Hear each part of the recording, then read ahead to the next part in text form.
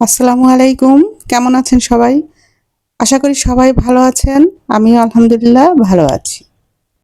বর্তমানে দেশের পরিস্থিতি খুব খারাপ। আমরা সবাই এখন আতঙ্কে আছি। যাই হোক, জীবন তো থেমে থাকবে না। ভালো মন্দ দুটোকে আমাদের মোকাবেলা করে চলতে হবে। আমি আজকে আপনাদের সাথে নিহারি রান্নার রেসিপি শেয়ার করব। তাহলে আমি নিহারি রান্না করছি, আপনারা আমার সাথে থাকেন। এখানে আমি বেশ কিছু গরুর পায়ের হাড় নিয়েছি। এবারের ঈদের কিছু হাড় আছে, আর আমার ডিপ ফ্রিজে আমি কিছু আগেই জমিয়েছিলাম নেহারি রান্না করব। এখন আমি এই সবগুলো হাড় দিয়ে আজকে নেহারিটা রান্না করছি। আমি কিন্তু এই হাড়গুলো ভালো করে ধুয়ে যে হাঁড়িটাতে রান্না করব আমি এখন সেই হাঁড়িটাতে নিয়েছি, আর একে একে মশলাগুলো দিচ্ছি।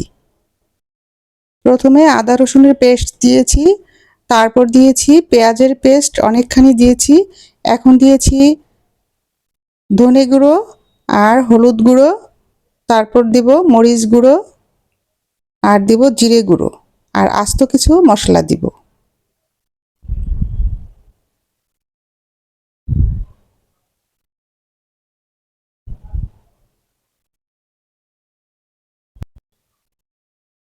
এখানে নিয়েছি তেজপাতা, দারুচিনি, দুটা বড় এলাচ, ছোট কালো গোলমরিচ, একটা স্টার মশলা, আর কিছু লং। এখন দিয়ে দিচ্ছি তেল, আর এখন দিচ্ছি লবণ। লবণটা একটু পরিমাণ মতোই দিতে হবে। প্রথমে একটু কম দিতে হবে, পরে লবণ দেখে বাকিটা দেয়া যাবে। এখন আমি পানিটা দিয়ে দিচ্ছি।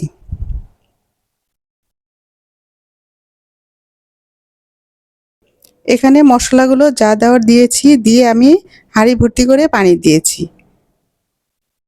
আর এরই মধ্যে হাঁড়িটা আমি চুলায় বসিয়ে দিয়েছি।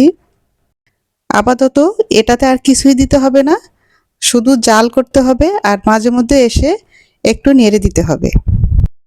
এই তো আমার নিহারির অবস্থা। এটা দ্বিতীয় দিন। প্রথম দিন আমি জাল করে হাঁড়িটা নামিয়ে রেখেছিলাম। এখন আমি এই যে সকালবেলা চুলায় হাঁড়িটা বসিয়েছি বলক এনে, তারপর এটাকে একটা ফিনিশিং দিব বাগার দিয়ে। সবাই জানেন নিহারি কিন্তু একদিনে রান্না কমপ্লিট করা যায় না, খাওয়ার উপযোগী হয় না। এটা 2 দিন 3 দিন জাল করে তারপর খাওয়ার উপযোগী হয়। 2-3 দিন জাল করার পর অথেন্টিক নিহারির টেস্ট আসে। এখন আমি বাগার দিচ্ছি। বাগারের জন্য প্রথমে অনেকখানি তেল দিয়ে দিয়েছি। এখন পেঁয়াজ কুচি দিচ্ছি। এই পেঁয়াজগুলো ব্রাউন হয়ে এলে আমি নিহারিগুলোতে দিয়ে দেব। এই তো আমার পেঁয়াজগুলো ব্রাউন কালার হয়ে এসেছে। এখনই আমি নিহারিগুলোতে ঢেলে দিব।